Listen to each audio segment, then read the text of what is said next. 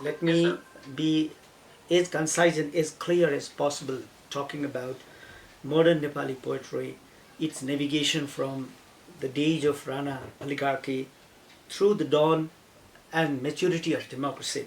I will be talking around 30 minutes or so, and we shall have some interaction, some question answers, and some remarks and compliments.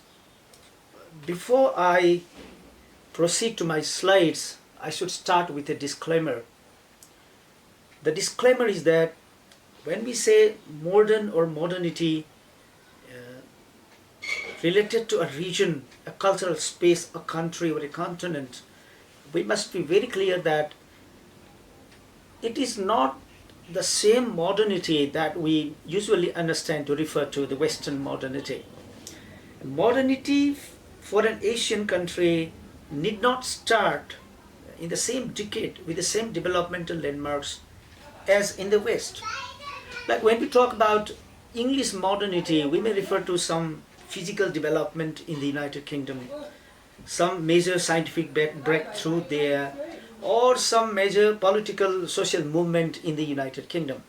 And it is not necessary that Nepal also had its first, let's say, connecting road in the same year as England did. It is not necessary that we had our first airport when the United States had its first airport. It's not necessary that we had our industrial revolution when the UK had its industrial revolution, or we need not have the first case of women contesting election or voting for that matter when the United Kingdom did.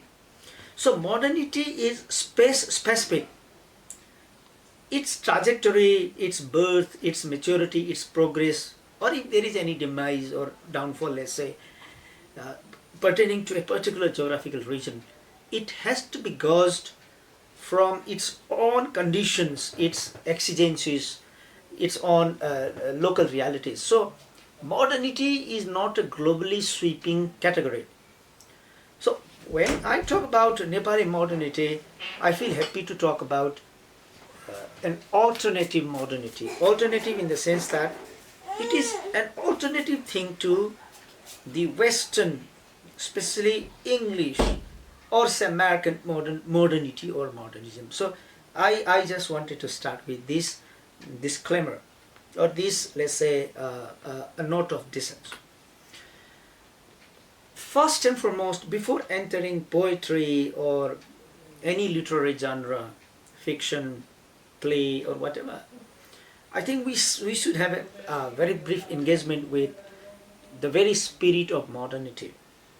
Modernism may be a cultural literary tendency of a certain period. It can be a movement in the art, in language, in literature, in painting, in music, whatsoever. That ism, modernism, is a movement where the artifacts, the creations of a period share certain type of traits. But the word modernity refers to a temperament. So modernity is a mental state. It is a temperament. And modernism is a movement that encases the temperament or that showcases the temperament in cultural expressions, in art, in literature, music, painting, whatsoever.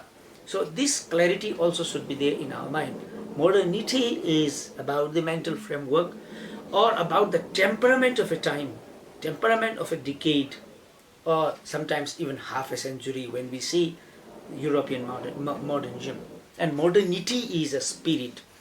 So therefore, modernity might also start in the antiquity during the days of, let's say, Aristotle, or during the days of Socrates, when Socrates decided to stand against the despotic rulers. He chose something of his own agency. He chose to risk his life in spite of the knowledge that he might be penalized for going against the grain, thinking against the grain. So modernity is a spirit, is as old as human history. So we cannot trace the beginning of this temperament of being new or speaking for your own hurt or celebrating your agency. But modernism as a movement can be bracketed within some decades with some identifying elements. So how do we understand modernity, the temperament I mean? The very common and very well quoted definition of modernity comes from Immanuel Kant. He has written somewhere on this question of modernity as freedom from tutelage. Tutelage means a type of discourse, some sort of truth discursively invented by certain people in power who tend to keep us bracketed within their truths, quote unquote truths, and we tend to believe and stick to that. We are forced to suspend our agency. In art and literature, theoretically speaking, the word agency refers to the innate tendency to speak the truth, stand with your own voice and truth in spite of all circumstances that tend to subdue your voice. So this agency is something that is beyond the specter of the ruler. It doesn't respond to the discourses, to any sort of hegemonizing tendency. It is the innate sense of human rebellion in favor of truth. That is called agency. So when I say freedom from tutelage, it is an individual's or a group's decision to stay free from any type of controlling mechanism of the state, of the kings, of the, let's say, the rich, the elites, the bourgeois, whatever. So this decision to set oneself free from all sorts of tutelage is a marker of modernity. Where you have in yourself the guts, the preparedness to speak beyond these hegemonizing tendencies, we can say you are seeking freedom from tutelage. So one thing about modernity, one marker of modernity is freedom from tutelage. And rebellion with the past, in an ordinary sense, when people say this person is modern, we tend to think that this person is the opposite of the ancient or the opposite of antique. So whatever is antique, whatever is of the past is there. When you say, the moment you say modern, we say modern thoughts, modern amenities, modern warfare, modern political system. We tend to contrast all these things with their counterpart in the past. So when we say modernity, it is also a temperament that gradually does away with the past and moves with what is, the recent thing. So these things are connected. So modernity critiques the immediate past. Like if I vote to stay with the most modern political system, I tend to criticize, they say, monarchy.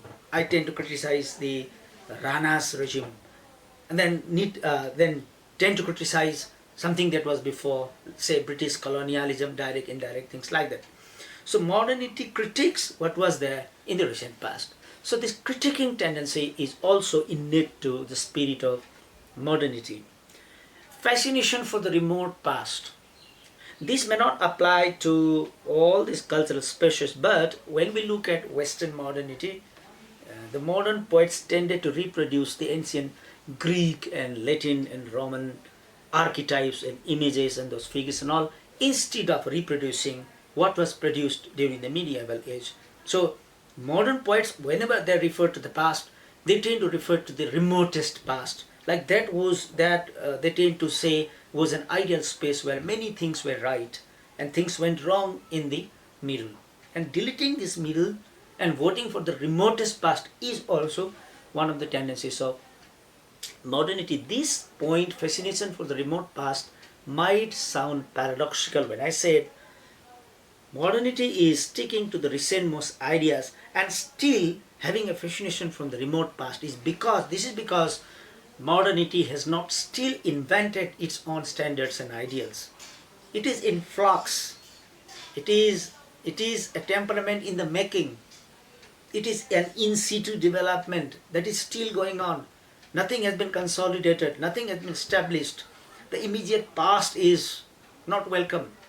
Then what do? Is for inspiration, Say, when the modern thinkers talk about democracy, they tend to go back to the days of Democritus to look at examples. Look, the ancient Greek city-states had a democratic system of choosing their rulers. They had democratic systems of consulting the people. The king used to consult the knowledgeable people from his kingdom. Things like that. We tend to highlight those aspects which could be a source of inspiration for the recent thinkers. So this apparently paradoxical reality of fascination for the remote past is also very much there in the spirit of modernity. Now, quest for a new order. Why I said quest for a new order is because what are they seeking then? Let's say, let me cite one example from the Western, trajectory of modernity. People once thought nature will save people. But if you read the story of Genesis or the story of Apocalypse in the Bible, there was a great flood and everything ended. So they confided in nature. They thought nature would save, but nature didn't save. यतातिर हिन्दूहरूकोमा पनि महाप्रलय आएपछि चाहिँ युग परिवर्तन हुन्छ. We say that at the end of a great yuga there is a Mahapralay, after which a yug ends and the other yug is set in motion. We tend to believe it like that. So every time there is a major change, some sort of apocalyptic order change is always there. When people are talking about the new order has not been established. There are apologies, there are polemics, there are arguments about what should be the new political system of Nepal. Let's say, as Nepal was entering its modern phase, nothing was established like that. People did not know if the end of monarchy would do any good. People did not know if the end of oligarchy would lead us anywhere. Aja pani, people still are questioning whether अहिलेको चाहिँ democratic republic is the final refuge of our political dilemma. We don't know. So the quest is still there. So they are in a way trying to seek a center, an alternative center. They would find answers to so many dilemmas and confusions. The center seeking tendency is very much there, but the center is still unknown. It is undiscovered. So this dilemma is also, spirit of modernity. Your center ko jo kura cha, here this center seeking tendency is also questioned by another temperament which we call postmodernity. So when you try to compare modernity and post-modernity, you can stand on this point. When modernity tends to seek a center, an alternative to the existing order, the postmodernists say we don't need a center, everybody is a center. Center doesn't exist. Centers are contextual. Centers keep changing. There is no consolidated solid centers and things like that. So modernists are center seeking while postmodernists are questioning this idea of centrality. So you can stand on this last idea of quest for a new order or a center to also draw a distinction between the temperament of modernity and postmodernity. So these are some of the philosophical or theoretical markers of modernity. So, but before we move on, there are some notes of caution which I discussed in the beginning as my disclaimer. The modernity I am going to talk about today in the context of Nepal is an alternative modernity. Why I am stressing on this, the idea of alternative, is because it is not the same as George Lucas' modernity. It is not the same as Immanuel Kant's modernity. It is not the same as Walt Whitman's modernity. It is not the Western idea of modernity. It is our own modernity. हाम्रो आफ्नै प्रकारको modernity भएर alternative modernity बनेको. Somebody might question, sir, हामीले चाहिँ आफूलाई चाहिँ modernity भनेर उनीहरूलाई चाहिँ alternative भन्दै पनि त हुन्छ. We are modern. उनीहरूको चाहिँ alternative. हामी चाहिँ किन alternative? Your discussion will not end anyway. But they theorized modernity first. So let them have the word modernity for themselves. Say infrastructure wise, science wise, technology wise, they modernized themselves before we did. त्यसैले we have to accept that idea that modernity is a Western invention. The idea of modernity is theirs. So it will be safe to say ours is not their modernity, because उनीहरूको पहिलो सडक बनेकै खेर हाम्रो सडक बनेको होइन नि त. उनीहरूकोमा पहिलो टेलिभिजन आएकै दिन हाम्रोमा टेलिभिजन आएको पनि होइन. When England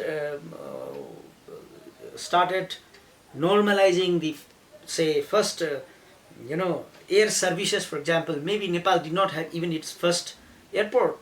Don't know. And I'm sure that even if I don't know, that is a fact. When they had the first powered flight in 1902, that was the date when Wright brothers had the first powered flight in 1902.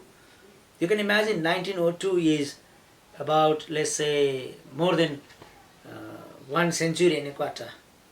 But the history of air traffic in Nepal, air service in Nepal is not that very old. So we did not we didn't open our eyes to that very developmental modernity on the same day. So we don't coincide with their trajectory of modernity. So therefore we need an alternative discussion on what modernity actually is. So again, it does not coincide with Western modernity. The temperament of modernity in Nepal came almost a century later than the same in England. Now, developmental, economic and conscious political movements also set modernity in motion. They dawned very late in Nepal, like development, like the first hospital, the first school. Tikaram sir has written a whole book about the educational history of Nepal, when the first college was set in motion, when they had their Oxford University centuries back. Our first college, Trichandra College, came only in the recent time.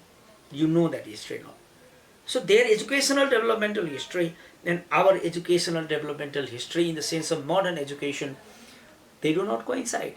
Economic and conscious political movement. Why I say conscious is because only with the awakening of people towards the last decades of the Rana regime, conscious political rebellion against the establishment was not visible conspicuously in the case of Nepal. So that freedom from tutelage was not there in the ancient time. We don't read much about people in mass rebelling against King Anshubarma or any Kirat king, for example, or any Lichavi king or Prithvinarayan Shah in his early days or like that. This consolidated nationwide protest, manifest or latent, started coming with the last few decades of the Rana regime, culminating in 2007 सालको आन्दोलन, that is 1949-50. That 1945-50 मा पहिलोचोटि त्यो खालको एउटा mass political awakening, a consolidated nationwide awakening was seen in Nepal. Whereas French Revolution, you know the date, when a concerted, a consolidated, a united andolon against the system was set in France in let's say late 18th century and 19th century. So a century apart. So that century, 100 years is a long time. They dawned very late in Nepal. So these are parts of my disclaimers. Our modernity, Nepal's modernity, the spirit of modernity, the spirit of rebellion, and its expression in the cultural domain, in poetry, in, let's say, in fiction, in stories, or say in any other thing. Okay, you were discussing Siddhi Charan Shrestha. Arun sir was talking about his poems, and it was Siddhi Charan who said, "Kranti bina shanti hudaina." Kranti bina shanti hudaina. Siddhi Charan was the main behind indoctrinating these 4 Shahids of 2004 साल who were hung by the Ranas, and there are many stories that say Siddhi Charan used to mentor them into these thoughts, used to read them the literatures of the other worlds, and they used to visit him very often in his New Road house to talk about, to think about this rebellion. That sense of spirit of Shanti, Kranti bina Shanti hudaina. No. these things, how did they come? त्यसैले नेपालभित्र there are two forces that shaped the ideational modernity, the ideaको levelको modernity in Nepal. One is the outside influence, Western modernity, including the idea of Renaissance. I was talking about fascination for the remotest past and its reinvention, industrialization, scientific advancement, and this colonization is also one of the important factors that gave confidence to the Western people that we can take democracy to many nations of the world, we can civilize them, this white man's burden and things like that. World War was another major influence that inspired people to think in a different way. World War Company, there are many subtle shades of realities invented by the world wars. So what is very interesting to the modernist is, to the people who talk about modernity, is they dismantle centers and they tended to create centers again. Dismantling one center, let's say Nazi center for example, and inventing a Western center, let's say for example. So finishing the colonial spirit of Japan and letting America rise as a superpower, things like that. So those things also had their influence in Nepali modernity. Establishment of the UN is indicative of seeking of a center of peace, of negotiation, for example, of armistice, for example, of disarmament, whatever. But UN is an idea of inventing a center to proceed some of the ideas. So establishment of the UN, some Western theories like philosophical theories like existentialism, means believing in any sort of, let's say, supernatural power will come and save us, भन्ने idea को विपरीत, who am I, a lonely individual, my existence depends on how I act, how I think, how I live and how I die. It is totally, my lot. I don't have any external power, any extra realistic thing to come and save me. Absurdity, nihilism, and Dadaist movements of the West, all these things also contributed to, the maturity of Nepali modernity. We can go into the details of these, these very important theoretical movements in a different talk. So, because talking about existentialism, absurdism, nihilism, Dadaist movement, and this like that, in a very short talk so like this will not suffice. So we can discuss. Still, this is a passive remark that यो एक्जिस्टेन्सियलिजमको प्रभाव Nepali modern राइटरहरूमा चाहिँ एकदमै बढी छ. अलिअलि एब्सर्डिस्टको पनि छ, तर एक्जिस्टेन्सियलिजमको त एकदमै धेरै छ. शङ्कर लामिछाने, पारिजात, and this huge school of modernist writers were directly influenced by existentialists. And this idea of existentialism I still see in many of the major mainstream writers of Nepal today. Feminism, it was the first time people started thinking from this praxis, this angle. यो अहिलेको एजेन्सीको कुरा हो, or this is this is an outcome of a new temperament, as the so-called reality cannot always be the one shaped by the masculine imagination all the time. When you look from a female's perspective, there are alternative realities, or there are better realities, or worse realities, but there are different realities. So reality is contextual, reality is relative. भन्नेबाट आएको, or women's franchise, women's entry into politics, women education, women right movement of the West also had its impact on Nepal and its modernism. One very classic example, त्यसलाई modernism यो अर्थमा भन्ने कि rebelling against the existing order चाहिँ, that one particular classical case in Nepal is Yogmaya's case, where she, along with a large group of followers, she rebelled directly against so many things during the last decade of Rana regime, particularly during the reign of Chandra Shamsher. So Indian war for independence in our immediate neighborhood was a very major influence on Nepali modernity, because those days many of our people conceived this idea of rebellion while they were in India as students, as researchers, or Tirthayatris or exiles, whatever, they conceived these ideas and they also started this movement like Suvarna Samsher's and B.P. Koirala's movement, against the despotic rulers started with their stay in Indian cities of Banaras or let's say Kolkata. So Indian War of Independence was one of the major outside influences. And one very important thing is communist movements in Russia and China. I think I don't need to explain you. You know this. आज पनि तपाईँलाई सबभन्दा बढी प्रभाव पारेको उपन्यास कुन हो भने मैक्सिम गोर्कीको आमा भन्ने चाहिँ तपाईँले धेरै भेट्नुहुन्छ.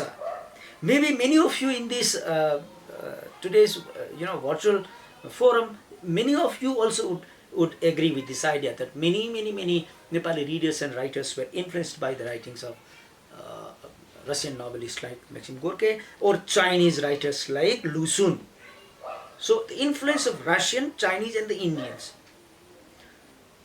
they created a group of modernist writers, artists, thinkers in Nepal.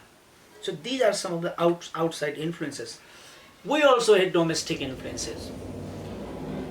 A very original type or a borrowed type of temperament developed against the Ranas in the anti-Rana movement in Nepal. With 1930s tirako or 40s it started taking a shape and it burst in the beginning of 1950 with the political change of 2007 साल 1950. So this one is, in my reading as a critic, is the first manifest and consolidated proof of Nepali modernity. Before this, it was probably there because Makai Parva, हामीलाई थाहा छ, during the reign of Chandra Shamsher, one Krishnalal wrote his works in a very symbolic manner against Rata Kira and Seta Kira, signaling the Ranas and the British people. And this Krishnalal Adhikari was caught and then he was put behind bars and he was left to die there, to suffer his lot. Those expressions are there in the late 30s and 40s.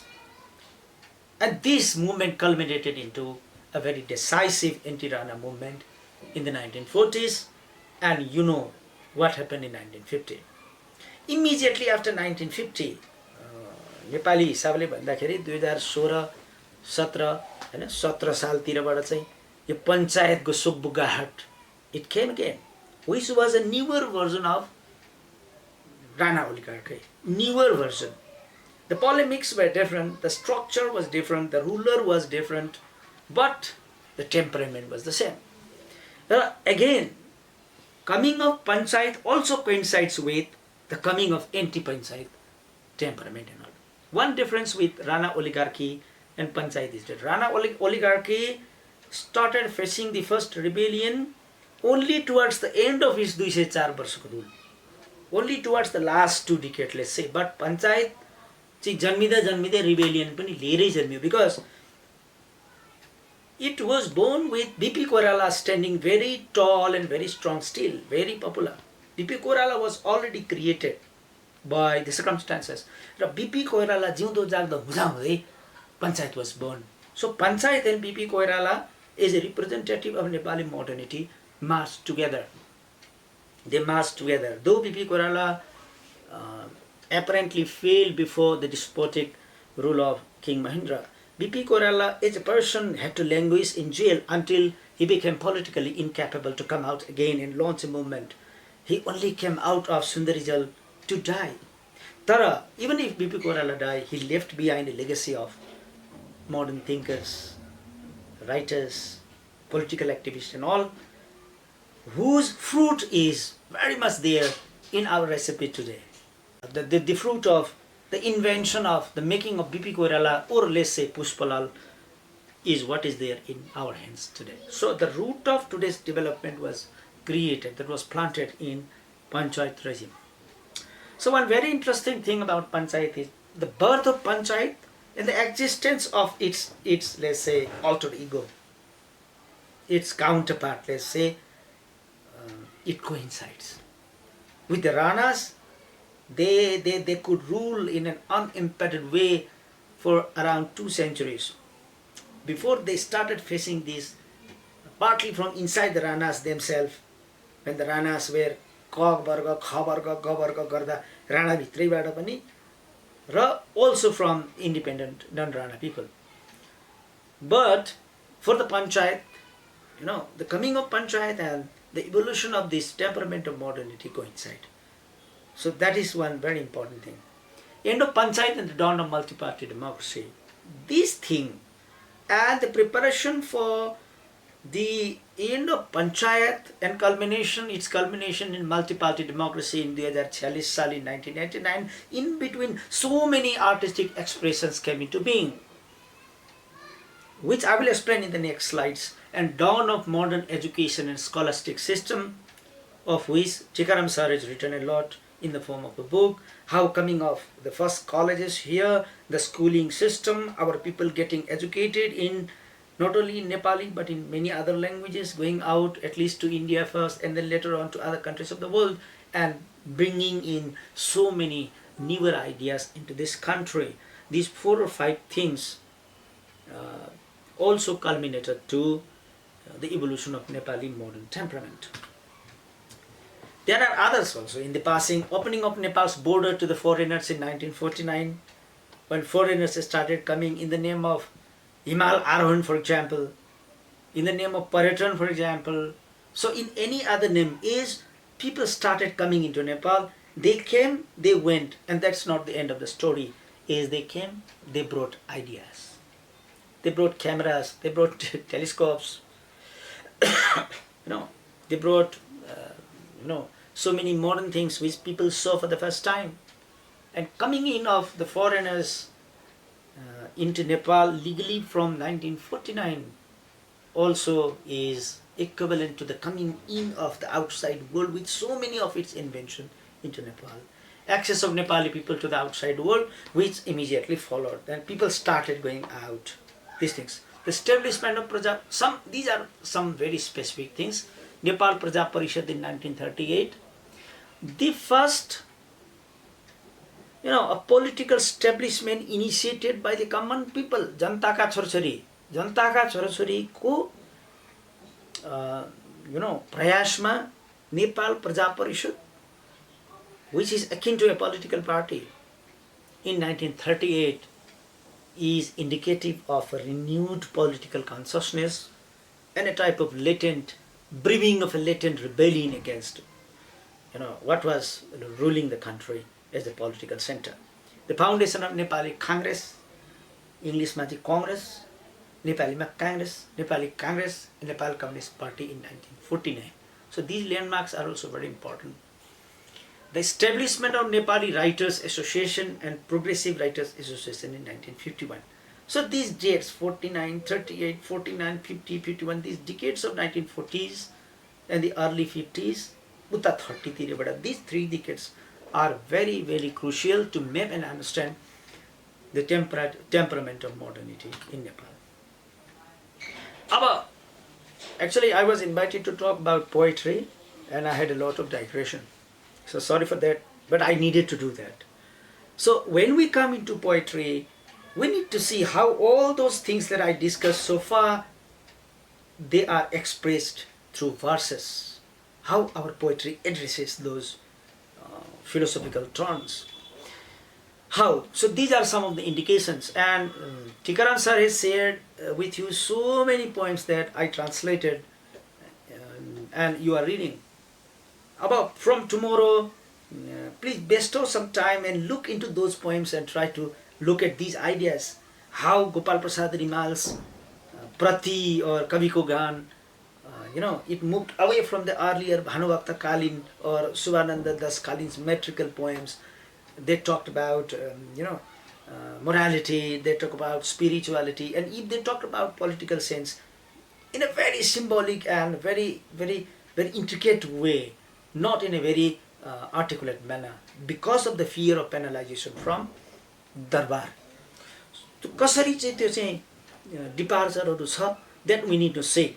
One thing we have to seek is discontinuity of erstwhile romantic and fantastic poetry. Fantastic poetry means those, fantasies of supernatural characters, say Dushyant शकुन्तलाका कथा, अब देवकोटाको शकुन्तल, अब यो चिजबाट how means poets started showing a discontinuity in how poets started talking about the characters of ordinary day, the realities of ordinary jantaka छोरी-छोरीको reality became, that started becoming, the mainstay of Nepali poetry. How scientific temperament came into, being, and how that was addressed by the poets. Shift from metrical to free verses is one structural indicator of Nepali modernity. Vikram Samvat 1892 मा कविको गान भनेर गोपाल प्रसाद रिमालको कविता गोरखापत्रमा छापियो अनि researchers say that was the first non-metrical free verse मा लेखेको छन्द कविता भन्दा पृथक तरिकाले लेखेर फर्मली छापिएको भनेको त्यो कविता हो भने structurally पनि त त्यो त rebellion हो नि त, because that was a time when people in Nepal did not think about writing poems in a non-metrical pattern. Chanda भन्दा बाहिर, without knowing those chanda alankar and those tukas and antyanupras and matras and gana and all those things. Writing the ideas in a way the poet chooses. This also is a marker of structural rebellion, which is seen from the days of Gopal Prasad Rimal. And incidentally, that the Dancing Soul of Mount Everest starts with Gopal Prasad Rimal's Amako Shapna, and that was deliberately chosen.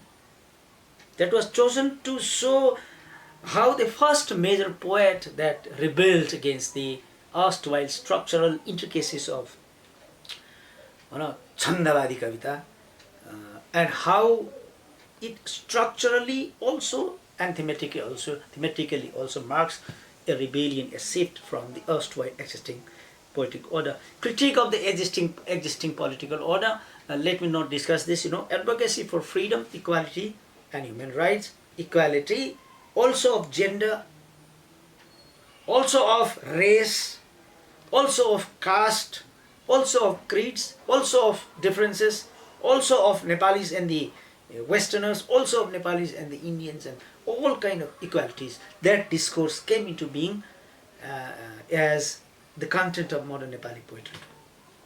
Direct impact of Western realism, Marxism and existentialism, you can see here. In the Bhanubhakta Kalin Kavita, we don't much see, the influence of Western realism.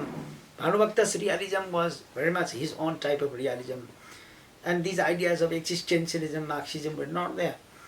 But why these are important? Because Marxism at least makes people conscious of the present social realities, the economic realities of people. Whether you like it or not, whether I like it or not is a different thing. But Marxism at least brings forth the contradictions in the society, the economic contradictions, the political contradiction, the class contradictions and all. And when people started mulling over these ideas of differences and contradictions, they necessarily become realistic. So Marxism brackets you within the limits of reality. It doesn't allow you to fly into the realm of supernaturality or fantasy or things like that. So direct impact of Western realism, Marxism and existentialism is also seen in Nepal. Even Gopal Prasad Rimalkai Amako Sapna is, it very much showcases the influence of Marxist ideas, the idea of revolution especially. Experiments in forms, like I just talked about how the erstwhile metrical forms were discarded and newer forms came in. यसमा अझै चर्चा गर्न सकिन्छ हामीले complex diction. The poets of 1930s and 40s, they wanted to criticize Darbar. But the problem is, they would not be published until and unless the Darbar censors their poem.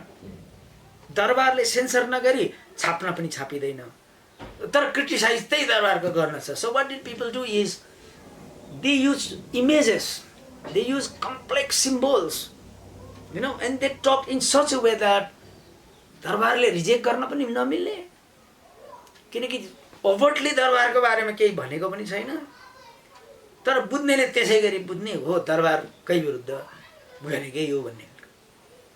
So in 1930s and 40s एक खालको एकदमै complex प्रयोगवादी हैन एक्सपेरिमेन्टलिस्ट दे enter Nepali poetry. Krishna भक्त श्रेष्ठ, द्वारिका श्रेष्ठ, तोया Gurung, these people and their poems are also in that collection that Tikaram sir was referring to. उहाँहरूको कविता पनि छ, तुलसी दिवस वाइ भन्न दरबारलाई भनेको, तर सोझो कुरो छैन, अनि दरबारलाई भनेको होइन भनेर व्याख्या गर्न पनि मिल्दैन। त्यस्तो अवस्थामा दरबारले if you are writing against the darbar, and darbar is so very draconian, not only in Nepal, also in other places in the world, people have always chosen very complex, very intricate, very translucent type of images and dictions to talk about, the reality. So त्यो कुरा चाहिँ त्यहाँ देखियो। यहाँ चाहिँ modern कवितामा चाहिँ complex हुनुको, जस्तो आज पनि मान्छेहरू भन्छन् मोहन कोइरालाको फर्सीको जरा चाहिँ पढेर बुझिएन भन्ने, there is a huge population of people. अनि मोहन कोइरालाको फर्सीको जरा चाहिँ पञ्चायतको चाहिँ एकदमै त बिगबिगी भएको बेलामा आएको आम मान्छेको चेतनामाथि लेखिएको कविता र त्यो कम्प्लेक्स हुनुको चाहिँ कारण चाहिँ त्यो हेर्नुहोस्। त्यसलाई यो अहिले चाहिँ from this frame that I just talked about, if you revisit these poems, bearing in mind that this complexity was deliberate and also need of the time to shield, this spectre, this censor of the darbar, and still to celebrate one's agency, then people tend to be complex. Yo चीजबाट actually, if you revisit those poems, some poems of say Toya Gurung, Krishna Bhakta Shrestha, Dwarika Shrestha, Tulasi Divas, and this category of people, Mohan Koirala, that we allege to be very complex, their complexity becomes quite easy when you look from these things. And this tesro ayam pani tiste ho, like when people were talking so much about the form and content, the two-dimensional structure of कविता, एउटा firm छ, एउटा content छ, दुई dimension भनिरहँदा तेस्रो dimension is also there, the depth and the height, the x axis र y axis भन्ने कुरा z axis. When you talk about structure and theme, you go linearly. Structure is linear. You can see, you can touch, you know the structure. You can count the syllable. You can do a type of scansion of the poems. You can locate the figures, the metaphors, like you can do a new critical reading. So that is a one-dimensional reading. And theme-wise, you can identify 1, 2, 3, 4, 5.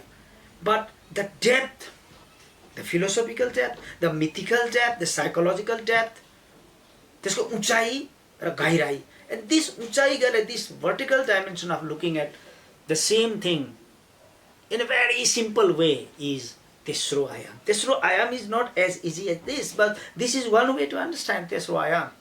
By बैरागी काइला, by Ishwar Ballabh, by say Indra Bahadur Rai and all, and theirs was also, a type of prayas, let's say, to say more than what the words printed on the piece of a paper could say. So they invited people to look into the, say, height and depth of the words, which normally a darbar or a political center cannot read. Even if it reads, it cannot complain, because त्यस्तो त केही भनिएको छैन. त्यसैले कविताले जे भनेको छ त्यो होइन है, भनेको एउटा होला, भित्र अर्कै छ भन्नलाई त अर्कै is the तेस्रो आयाम, क्या, the invisible ayam, and that invisible ayam is the ayam of rebellion actually. So that was there, and imagism follows like that. The imagism ko pani कुरा त्यही हो. पछि गएर imagism became an, images are artistic tools, but यस्तो बेलामा Nepali modernity को images movement was not merely an artistic movement, it was a political movement. And they had to have complex images, multi-layered images, non-transparent, very translucent images, sometimes very opaque images, to criticize the political order or the social order. So यही बेलामा 1930s देखि 50s को बीचमा look सडक कविता क्रान्ति, बुट polish आन्दोलन, कविहरू बुट polish गरेर, means to show their rebellion that this is where the Darbar has pushed the poets to be. The poets are expected to be at the highest hem of a social order as intellectuals. But given that the Darbar is so insensitive to these realities, हाम्रो त जाने ठाउँ यही हो भनेर भुट polish गर्नु.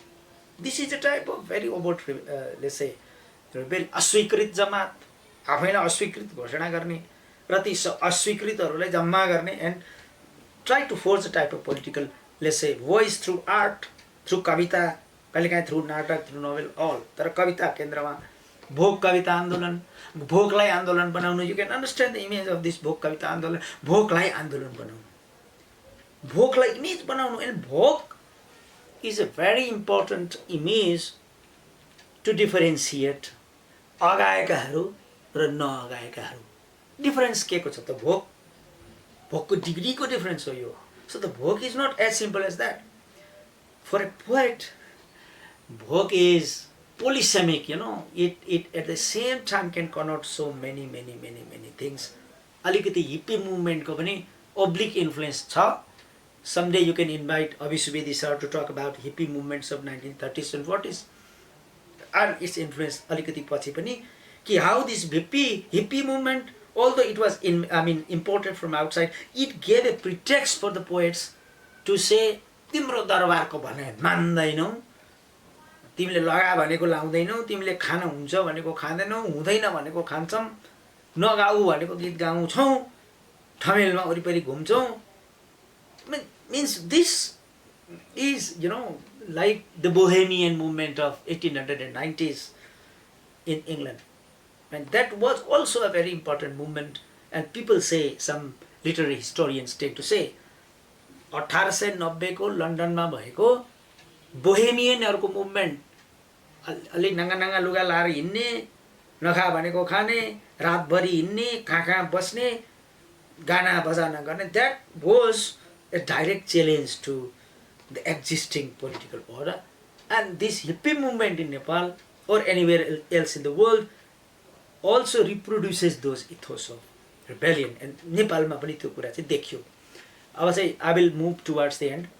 I will not explain much because I have said, starting of Sarada, the first literary magazine of Nepal in 1936, is a very important forum to articulate people's voice. नत्र त्यो भन्दा अगाडि पत्र पत्रिका छैन, प्रिन्टिङ प्रेस पनि छैन, केही पनि छैन. भारतमा छापिएको चाहिँ मोतीराम कालीन पत्र पत्रिकाहरुमा अलिअलि छापिएको त्यो आएर नेपालमा सबलाई चेतना विस्तार, that was not thinkable. So starting of Sarada in 1936 gave a forum to the people to express. And Gopal Prasad Rimal's Kaviko Gan, which I was discussing, published in 1937 in Gorkhapatra, पहिलो Nepali modern कविता यो हो भन्ने क्रिटिकहरुको बुझाइ छ. Firm wise तर temperament wise चाहिँ अगाडिदेखि नै आएको छ यो Rana. even Bhanubhakta also wrote some critical poems criticizing the existing order. So the temporal modernity was there, that mental modernity was already there. तर evidence wise छापैमा आएको त्यस्तो नयाँ शैलीको कविता was published in 1937 in Gorkhapatra. And Prati, another poem that immediately followed in Sarada the same year, followed by देवकोटाको पनि प्रति भन्ने कविता छ. गोपाल प्रसाद रिमालको पनि छ, देवकोटा पनि छ, 1937. These are the forerunners of Nepali, modern Nepali poetry.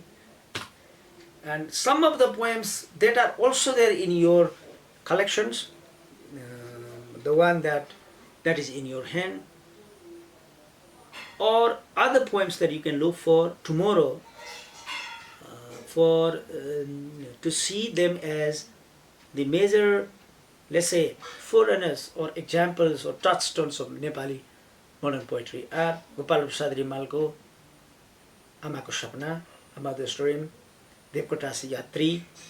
Why I said Yatri and why I didn't say Devkotaka Pagal, there are reasons.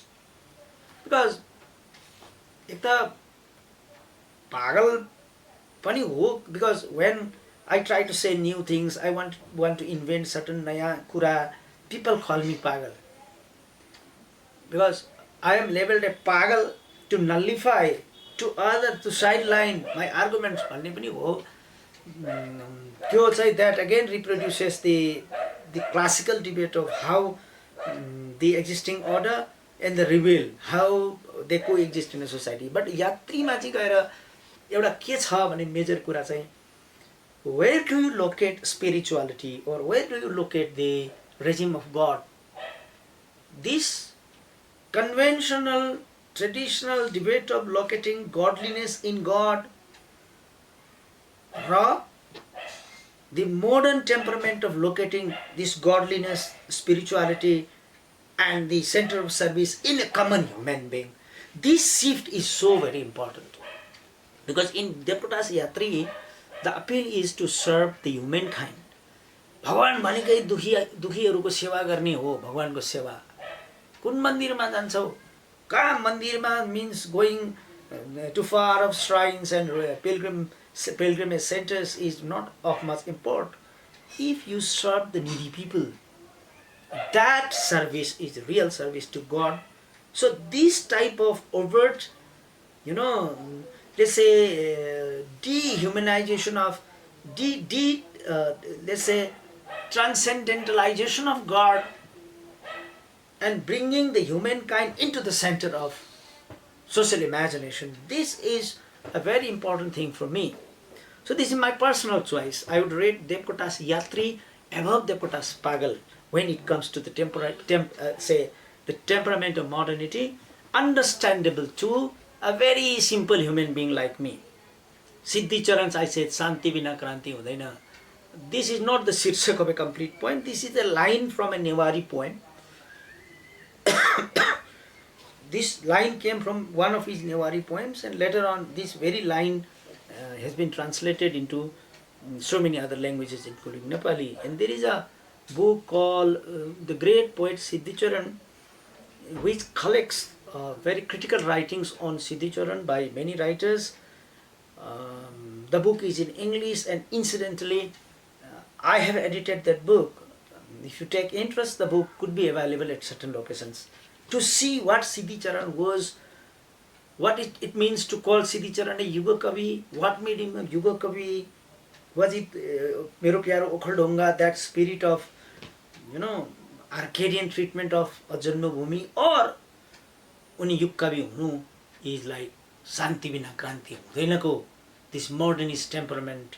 Gangalalलाई त घरमै बोलाएर त्यो क्रान्तिको आगो लगाउने, कमल कोठेको मन्त्र सुनाउने सिद्धिचरणले घरैमा. Siddhicharan has written all these things in his jail memoir, which is also published in English. How Gangalal used to visit him, he used to follow him, and he used to sit with him and derive ideas. Vijay Mallako teaching a map to my daughter, छोरीलाई मानचित्र पढाउँदा, this poem also is collected there. Mohan Koiralako Farsi Gujarat that I was talking about, this poem is not anthologized there, but this is available. तर Mohan Koiralako Sarangi and Nepalko Git, Songs of Nepal, these two poems are collected in Dancing Soul of Mount Everest. Pushkar Lohani's Freudian poetry. अब यही चाहिँ नलेख्नु भनेको त्यही लेखेको लेखे Pushkar Lohani. If I start entering Pushkar Lohani right now, I will run out of time. I would request somebody to raise a question about this Pushkar Lohani's rebellion in the question answer session, so that I can question को उत्तर दिएको हो नि भनेर त्यो समयलाई अलिकति त्यता divert गरेर भन्न पाइन्छ. And this Kunta Sarna's पोथी बास्नु, look at this overt feministic पोथी बास्नु हुँदैन, a direct challenge to the patriarchal order by Kunta Sarna. So these type of poems are there in modern Nepali poetry's corpus. So standing on these poems, we can read the larger arc or larger dimension of Nepali poems. So let me take 2 minutes towards the end to read this poem by Gopal Prasad Rimal before I take questions from you. A mother stream. अघिदेखि त्यत्रो त्यत्रो भन्यौँ हामीले. अब यति एउटा पढौँ, धेरै छैन. Mom, will he come? Yes, he will, as comes the morning sun, dissipating light. You will see in his girdle a dangling sword, silvery as dew. He shall fight the evil with it. सपनामा आमालाई छोराले त्यो आउँछ त भन्छ के, त्यो भनेको चाहिँ के त बुझ्नु होला. त्यो आउँछ के त, कसरी आउँछ त, आउँछ कहिले आउँछ भन्दा आमा भन्छन्, he will, as comes the morning sun dissipating light, you will see in his girdle a dangling sword, silvery as dew, he shall fight the evil with it, when he comes you will grope as in dreams. यस्तो चकित हुन्छौँ हामी त्यो आउँदाखेरि कि you will grope as in dreams, but he will come in a form far more extreme than snow and fire. Is that so? सन्तानहरूले आउँछ त पक्कै त्यस्तै. Yes, when you were born, in your tender countenance I had hoped to see his image. In your childish grin I had sought his austere form and his enchanting voice in your lisp. But that rapturous music did not make you its fruit. तिमी जन्मिँदैखेरि त्यो आएको हो कि तिमी पो त्यसको अवतार हो कि भन्ने मैले सोचेकी थिएँ आमाले छोराले. तर तिमी त्यो भएनौ, तिमी बनेनौ. तिमीमा मैले आशा जो राखेको थिएँ त्यो भएन, तिमी बरालियौ. तिमीलाई उसले आफ्नो चाहिँ म्युजिकको फ्लुट बनाएन, तिम्रो मुखमा उसको सङ्गीत बजेन. My youthful dreams constantly hope that you were he. तैपनि मैले आश गरेँ तिमी नै त्यो क्रान्ति नायक, त्यो योद्धा, त्यो क्रान्ति के तिमी नै हौ भन्ने मैले कल्पना त गरेँ. तर तिमी भएनौ त्यो. Yes, he is bound to come. तर आउन त आउँछ. And he will. I am a mother. As the fountain of all force of creation I can claim that he will come. It is not a dull dream I am dreaming. आमाले मेरो सपना त्यत्तिकै निरर्थक त जाँदैन, त्यो पक्का आउँछ. When he comes you will not sprawl in my lap this way, you will not listen to the truth enchanted as it were a story. You can acquire the power to see, be and accept him yourself. In spite of my appeasements you will go as does a warrior before the battle. र त्यो जब आउँछ तिमी यस्तो लाचार केटाकेटी बन्दैनौ, तिमी पनि जान्छौ उसको पछि पछि योद्धा भनेर. Consoling his mother's stubborn mind. आमाले नाइ नाइ नजाऊ भन्दा भन्दा पनि अभिमन्युले जस्तो आमालाई शान्त पारेर तिमी जान्छौ क्रान्तिमा. And no longer shall I need to stroke your hair as though you were sick. Let's see, he will come as tempest. तो हुरी बनेर आउँछ. And you shall follow as a fallen leaf. हुरीको पछि पछि तिमी झरेको पात जस्तै उसको पछि पछि जान्छौ. Long ago when it fell from the earth and spilled as the moon, all ignorance had fled. एउटा इक्जाम्पल दिइरहेछन्. जसरी भनौँ न धरतीमा जसरी उज्यालो आयो सबै अन्धकार हट्यो हो, त्यस्तै जब ऊ आउँछ हि सेल कम एन्ड तिमी जाग्ने छौ. फेरि बच्चाले पत्याउँदैन. Will he come mum, the hope of his arrival stirs my heart. ऊ आउँछ भनेको सुनेर मलाई पनि कस्तो रोमाञ्च आइरहेछ. As does the sweet dawn the throats of the bird. जस्तो बिहान आउँदा चराको होइन चराको गला रोमाञ्चित हुन्छ, त्यो आउँछ भनेको सुन्दै म पनि रोमाञ्चित भएँ. तर पक्का आउँछ त. इन fact he will is just the morning sun dissipating light. Here I stand and make a go. लु म पनि जागेँ, म पनि जान्छु. My youthful dreams constantly hope that you were he. हो, यस्तो एउटा अचम्मको क्रान्ति आउनै पर्छ. तिमी जन्मिँदा तिमी नै हौ भन्ने मैले सोचेकी थिएँ, तर तिमी त्यही नै भएनौ. तर आशा छ कि in the days to come something like that will come and you will follow that. Look at this sense of faith in the rebellion, this faith, this confidence of a mother is here the country and child we all. कि त्यस्तो क्रान्ति आउँछ र हामी त्यसको पछि पछि आँधी berry एक दिन एक जुगमा एक दिन एक फेर आउँछ. आएपछि त उथल पुथल होइन, आँधी बेरी उथल पुथल सब लिएर आउँछ भन्ने spirit is at the core of the modern Nepali poetry. So by saying this, I don't mean that Nepali modern कविताको टेम्परामेन्टको केन्द्रमा यिनै मात्रै क्रान्तिका मात्रै कुरा छन् भन्ने कुरा चाहिँ होइन. तर one very important marker is this Kranti, which is a rebellion not only against the political order but against all sorts of things that are antique, outdated, conservationist, a conservative, old, let's say dogmatic, traditional and things like that. And this tendency to go for new things in politics, in society, in gender order, in the erstwhile parochial thinking and things like that. This is the spirit and soul of modern Nepali poetry.